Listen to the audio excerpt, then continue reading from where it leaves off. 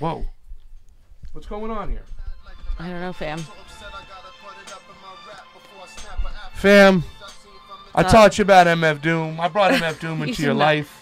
The musical genius that he is. He is. He is. His rhymes, everything. You should look into MF Doom. He's crazy. And his whole style. This song is called I Wonder, featuring Hassan Chop. Sending some love out to my boy Hassan. Hope everything works out for you. That was some amazing stuff you guys did with KPFK. Yeah. Did I get it right? Yeah, KPFK. That was awesome. Thanks to Nancy, too, for having me. Yes. Thank you, Nancy. Welcome back to the Convo Couch, ladies and gentlemen. I am Pasta Jardula. And I'm Fiorella. How's everyone doing? Everyone's out there getting out the vote. Yep. Or I know rocking the vote. Rocking the vote. I know you hate that because it's like a establishment term, but I mean, everyone's out there, you know, pushing the issues. I see a lot of people that I really care about, the activists. Yesterday, we were all there pushing for Prop 10, and Public Bank LA has been doing a lot of work for Measure B. And we're going to have Madeline Kelly Merritt for Public Bank LA on later. So, fam, you had a lot on your mind. You wanted to start off with well, first of all, I just want to make sure, Johnny, are we on the YouTubes? Because I don't see the YouTubes. I'm looking out there for that YouTube's audience. It's been a crazy couple weeks. It's been a crazy month. We had Niko House out here visiting us. Let's do some unpacking of the laundry we got here. He was on the Jimmy Dore show. He got to talk about Andrew Schillem and the Florida elections as well. Excuse me, Andrew Gillum, whatnot.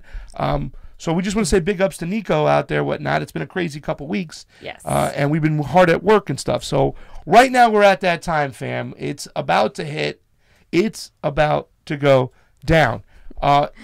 It's the vote blue, no matter who mentality. I mean, we're at that point right now. We saw some Green Party candidates or Green Party boycotts, as we should say. But my question to you is this, fam, because I've taken some pressure like this. Is vote blue no matter who necessary now? Are we just kicking the can down the road? Are we playing the same games? Or are the Democrats really better than the Republicans? Are they more necessary to get rid of them for people of color, immigrants, poor people in general? Give us your take on this, fam, because I got one guy I'm definitely voting for. There's one guy I'm thinking about voting for, but I know I am not voting for certain people like Alex Padilla, no way. Ricardo Lara, no way. I'm not voting for Judy Chu, no way. It's not happening. And if I was in Adam Schiff's district, I wouldn't be voting for him, fam. So give us a little bit of your opinion, because you're more left than me than a lot of people say whatnot. And so what do you really think? Do we have a responsibility here, or what should we do? I mean, the whole vote blue no matter who thing is literally kicking the can down the road, because there are Democrats that are just as bad, if not worse, than Republicans. And that's something we have to come to terms with. Lauren Steiner asked me the same question last night. My take is we look at each candidate and see what they bring to the table, and that is where my vote lies. If a candidate continues taking vast amounts of corporate money and yet they're going and pushing progressive issues, I know that the only reason they're doing that is so they can get elected. And then once they're in office, they're going to actually go do what they promised the actual people who are giving them money to do. So to me, I look at each individual candidate. I am not a vote blue no matter who person. However, I do think that in some instances, even if a candidate isn't my perfect candidate, I would vote for them. I do think that the Democrats overall push issues that you say that are more important to people of color, that are more important to the LGBTQ community. Give me an example. I mean, the Democrats aren't trying to get rid of the 14th Amendment. They're not trying to do that. And I know that's just something that Trump is doing to play to his base. Yeah. Right? But it's just that idea that permeates into the minds and the emotions of people that's a good one. That makes them feel that the Democrats are better, right? When we know that they're voting simultaneously, they're voting for war, they're voting for more surveillance, they're voting against the interests of the people, they're deregulating Wall Street like Obama did. Yeah. And so I think what we have to do is look at each candidate individually. I can't say, for instance, that I would 100% not vote for Andrew Gillum in Florida. I can definitely say I wouldn't vote for DeSantis, and I would have a hard time. Yeah, I can say that. But it 100%. would just be difficult. And I know that, when Niko was here, we talked a lot about that and about like how, Florida has been racist. We've been a racist country for a while. So how much would it change? But I think at the end of the day right now, we're at a time where a lot of people are being put against the wall or against the knife. And they have to make certain choices. It's like the same thing as 2016 again. I feel, fam, I'm trapped in the same place. We had a friend of ours, who got a little upset, because I talked about the Democrats is, as a whole, the majority of them, especially when it comes to the leadership, have not come out there and earned the votes. I am so sick and tired, fam, of this. I'm an anti-Trump candidate. That's not enough. That's not enough. That's not enough. And the thing that really disgusts me more than anything is the fact that a lot of these establishment Democrats or status quo Democrats or whatever you want to call them, they refuse to debate. Yeah. It's one of the biggest things for me, fam, because if you're not debating, that means you're hiding, that you're not honest, that you're bought off by special interest. I thought it was one of the worst things that Hillary Clinton could do when she refused to debate again in California. Yep. Okay? And we have a laundry list of people who haven't voted, who refused to debate. Okay? Number one, Jimmy Gomez. Okay? No show against Kenneth Mejia. And Kenneth Mejia deserved to have that debate. The people deserve to have that debate. Okay? And he was a no-show. Debbie Wasserman Schultz. Of course. Okay? Had one debate the first time in 2016 against Tim Conover, refused to debate him again. She just hides. Remember here in California in the beginning of the debates Gavin Newsom versus the field? Gavin Newsom didn't debate until it was time he had to debate against Johnny Cox. These establishment Democrats don't want to debate against anybody left of them. It's better for them to hide. Nancy Pelosi? Did she get on stage with Stephen Jaffe? Did she go toe-to-toe with Stephen Jaffe or the other progressive candidate? I'm sorry for getting his name. He came on late, but no. Anthony Rendon. The man hides for a living. Killed SB 562. Killed SB 562. Will not debate Maria Estrada. And that's it. And listen, we're talking about Democrats not debating people to their left. Bernie Sanders goes and debates a Republican. I thought it was amazing. He doesn't have to debate at all, fam. No. He doesn't have to debate, but he does. I have to point out the one Republican non-debating, Randy Vopel and James D'Elia, in his district. The last time the man pulled a fire alarm or had so, it was just gone. It was fire. I'm out of here. Not debating. And fam, when you do not we don't debate, know he pulled it, but it was mysteriously pulled. And we know he didn't show back up after it was pulled. James D'Elia was standing there in the fire, ready to get down and debate because it's the best thing for the people. Yeah. The people and the constituents deserve to hear you debate. And I don't think the establishment Democrats have changed enough, fam, for me to go out there and vote blue no matter who. No, I mean, but there are progressive candidates we can support, actual progressive candidates. But no, I agree. I think overall the Democrats haven't learned a lesson at all. I think they're still touting the whole I'm better than the other guy slogan. I think they are using and manipulating people, especially people of color, immigrants, to act like they're so much better. But at the end of the day, we will see. We will see when some of these people get in office if anything changes, because until now, nothing has changed. And people are acting like Donald Trump all of a sudden destroyed America. Yeah. Like he just showed up and everything turned bad. No. All of the things, and this isn't a defense of Donald Trump, by the way. Let's not mistaken our criticism of the Democratic establishment for a defense of Donald Trump. Donald Trump is a vile person. He is someone I really hate what he represents. He is literally the symptom. He is not the disease. And I will repeat that till I'm blue in the face. Yeah. He is a result of us not dealing with our problems. He's a result of the neoliberal policies that have existed even since Clinton and before the Reaganomics. And he is a result of all of that coming to a point and then not being dealt with. And then we have him, and then we have others like him across other countries, including Brazil. Okay. So what we're seeing is the result of capitalism, the fall of capitalism, of late stage capitalism, of more of an authoritarian take, because what people do is these politicians do is they cater to the poor whites. They cater to the people that felt left behind. Yeah. While there's these liberals, neoliberals pushing, you know, the poor people, people of color, the minorities, and literally forgetting about the overall working class, like Hillary Clinton.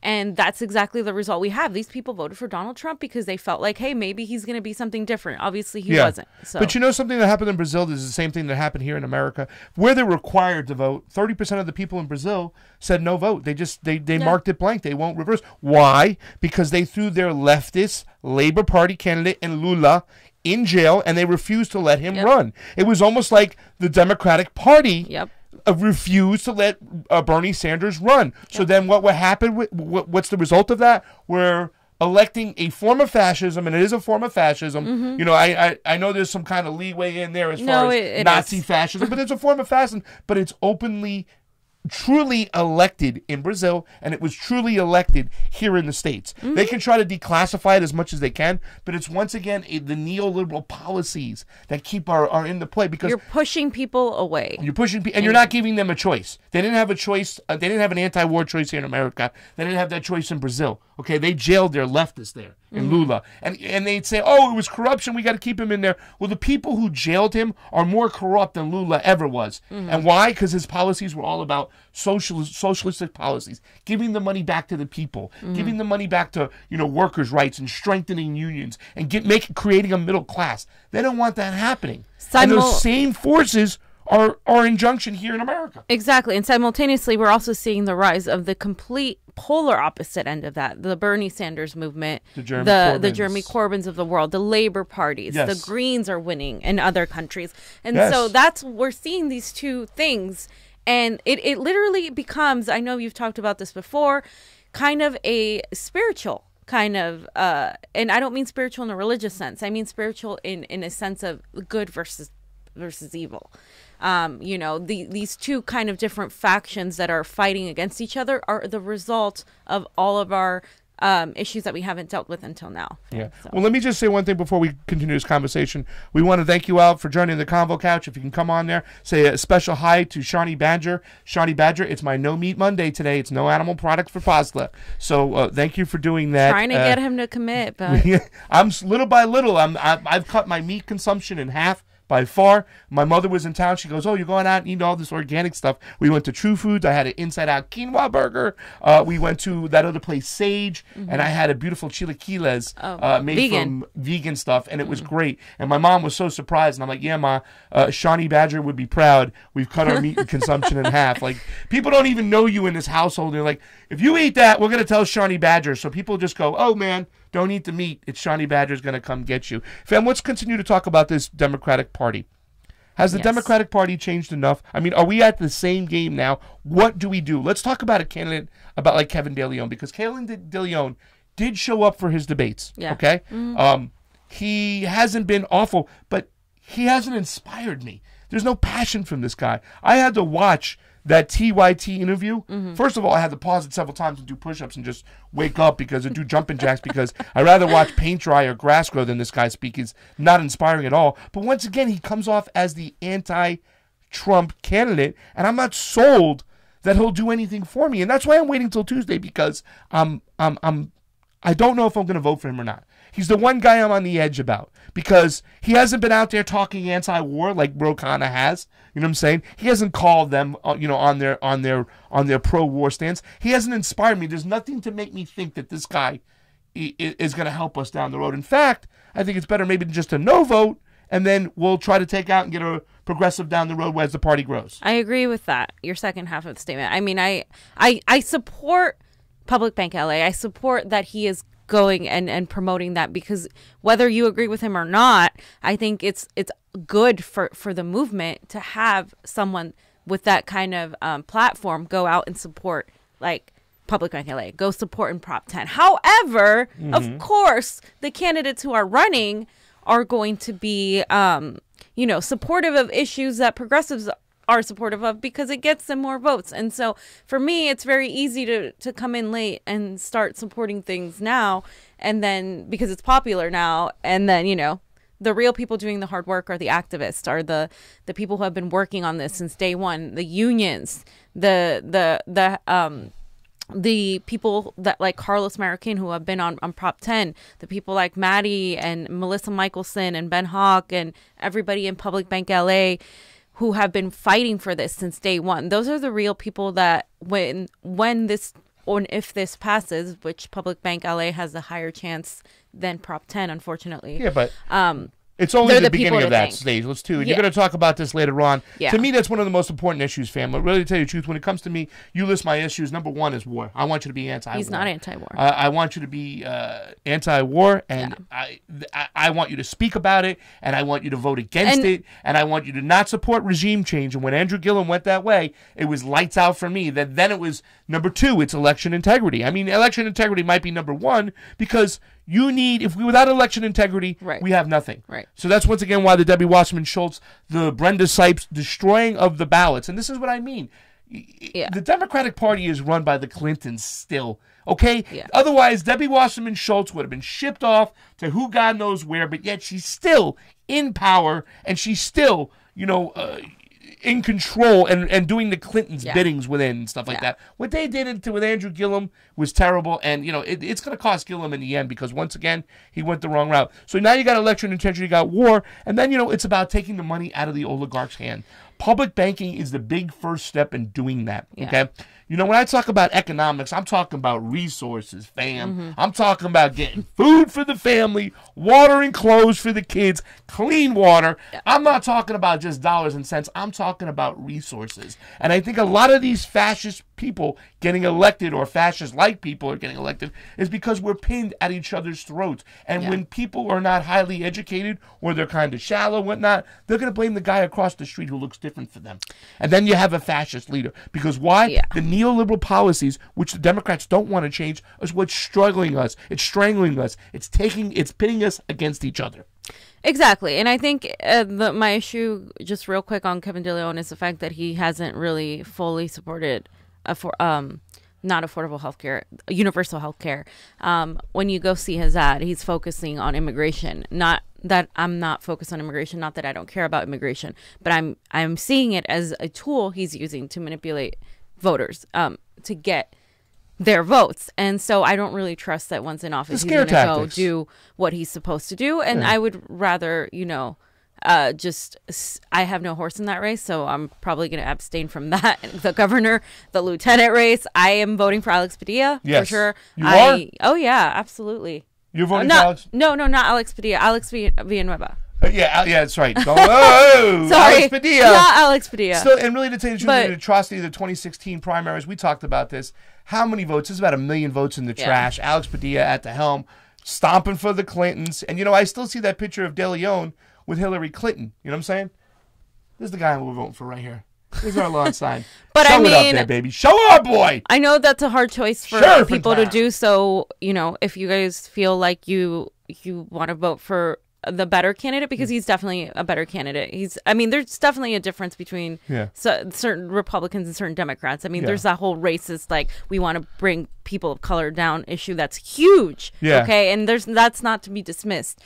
So, anyway, I did want to go over some candidates right now that are... Could I say one thing, though, fam? And I want to make this clear, too, because I want to make... The Convo Couch, Pasta Jardula, and Fiorella, we're not vote-shaming anybody. No. Okay, you do what you think is necessary. Okay, I just asked, and you respect some of the people, and there's people on both sides of the spectrum, to just respect what people are doing. If we're making a stance, if we're drawing a line in the sand, to me, after the 2016 primaries and the 2016 election, it was all about the Democratic Party straightening up and not taking that corporate money and actually standing for something and giving the people something to vote for, and they have not. So I will not sell out and vote for the lesser of two evils in my mind. So please just respect other people's values. Yep. Thank you, fam. Oh, so my whole focus right now is on the propositions, because I think the propositions and the issues matter more than the candidates. We cannot put all of our faith into people. We need to put more of our efforts into the issues, and a lot of people don't know about these issues. So we have some graphics here that we're going to put up for the propositions. So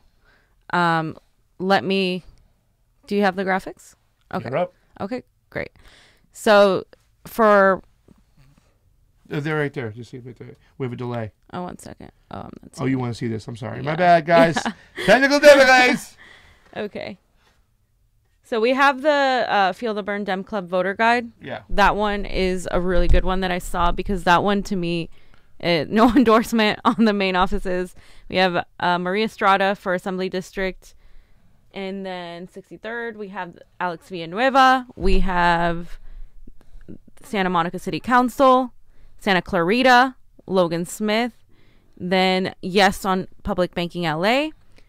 And you can see the propositions there for yourself. The only two that are controversial are 6 and 12. Mm-hmm. And if you want to, if we can push the other voter guide too. Some people see 3 as controversial, fam. I mean, all of them are. I mean, people disagree on them. But the Knock LA voter guide I found was great as well. They do offer you some candidates. No, yeah. As soon as I saw Maxine Waters, I went running for the hill. And I appreciate them endorsing Kenneth Mejia, but still, you know. Kenneth Mejia. But on Prop 6, they say no, unlike Feel the Burn. So Prop 6, let me just kind of go over that really quick. Prop 6 eliminates the gas tax. People are saying yes on Prop 6 because it's going to go towards our roads. However, the people getting taxed are going to be the middle and lower classes, which is why I'm leaning towards voting no on 6. Yeah. 12, Lawrence Steiner told me, and this is probably a little late because most people I know are voting yes on 12, to have the livestock have more room when they're in cages. It's a more humane thing. Shawnee Badger, yes on 12. Like a lot of us for yes on 12. However, it's not good enough. It's just one step, which is why a lot of people are saying no on 12. So if you have any other questions on those propositions, please comment below. I have some links that I've been viewing that's specifically from the Green Party of in up north. They had a really good list and explanations for every single proposition. Why don't we blitz through these candidates? We got about 5 minutes. You're gonna go off the air, and then we're gonna come back on. We're gonna have Madeline Merritt from Public Banking, and we're gonna talk a little bit more. Let's go through some of these characters. Should we have a little music going there? No, go ahead, just go. I should have had a little. So these are the candidates we are recommending. I think Maria Estrada, we are recommending her for endorsing her for Assembly District 60, the 63rd District. She is a fighter. She is running against Anthony Rendon, who killed SB 562, Medicare for All in California. He hasn't debated her. They've been targeting her. Democrats, establishment Democrats have been targeting her. What policy is she bad at? Where on policy? She's really not bad in policy at all. She's just no bullshit, curses a lot. She says she's not a politician, but maybe that's what we need, right? Maybe we don't need any more politicians that wear a nice suit and tie. We also have the big boy. Sorry, James Alaya for Assembly District in the 71st. You want to read the little thing? The devil says, create the democratic social labor movement. The angel says, stay with the Democratic Party. I think they got to switch the devil and the angel over there. How about Giovanna Beckles, fam? Jovanka Beckles, yes, she's running in up there in Sacramento, basically, and she was just endorsed by Barbara Lee and Bernie Sanders himself. And she's wonderful, and our friend Noemi is working on her campaign. So shout out to Noemi. We love you, Noemi. What about Kenneth Mejia, man? Kenneth Mejia. I showed up for a debate to moderate a debate for Kenneth Mejia and Jimmy Gomez. And guess what, fam? He didn't show. No show, Jimmy Gomez, the speed runner. Underlay, E-by. Pew, Speedy Gonzalez, out of town. By the way, Kenneth Mejia has been, a lot of progressives have been attacking him for no reason. So they attack him because he's a Green Party candidate and these vote blue no matter who people. And then quickly we have an Equality California, LGBT, really progressive candidates from Orange County. We have Marla Rodriguez. Love Marlo. Met her several times. Betty Valencia. She's awesome. You want to read these two? No, I can't see the other one. John Gallego Cordova. Yes. Cordero. And Denise Davis as well. And all of them are for city council. Yes. And then one of our favorite candidates we went up there, Sarah Smith. We love you, Sarah Smith. In UW, Washington area, she's going against Adam Smith, who is about as neoliberal BS as can be. The guy will bullshit a bullshitter off the warmongering table. guy, big time. Big time. Who else next, fam? Tim Canova Against Debbie Wasserman Schultz. Tim Canova is amazing. We've been following him since the Bernie times. He's out there doing the work. He's actually, right now, a lot of people are saying he's leading now. He left the Democratic Party because of the craziness. We know how Florida goes. So Florida can go cray-cray. And I'm still in love with Miss AOC. Alexandria Ocasio-Cortez, who is running in New York. So, well, I'm going to give her a chance to see what she can do when she get out there. She had a little slip up. I think she's kind of put back in check. You know what I'm saying? That don't even make sense. You know who makes sense? Stacey Abrams, though, in Georgia. How about that one, fam? Stacey Abrams. She's one of the most progressive candidates we have. Would be the first black woman elected to the governor position. And she's actually getting a lot of support from big people like Oprah. Which, hey, you know what? I'm not...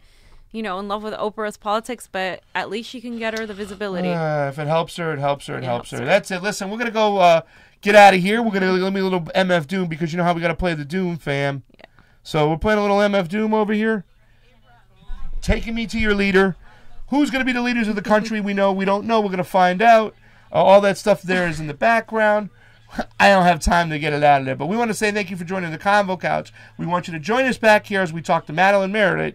From Progressive LA or Revolution LA, is it? From Revolution LA, Public Bank LA, and she's for Charter Amendment B. Tomorrow, vote. If you don't want to vote for candidates, vote on the propositions, at least Prop 10 and Public Bank, which are two key things to taking down the establishment. So, thank you very much. The Convo Couch out. See ya. BRB. Come right back on this channel. Hey, if you liked our video and want to support independent media, please like, share, and subscribe below. Yeah, we have a Facebook, a Twitter, a YouTube, and coming soon, fam, we're going to be on Roku. Take it easy, fam. And if you have any change to spare, please subscribe to our Patreon below to keep us going. Yes, anything would help with that. Thanks again for watching. Convo out.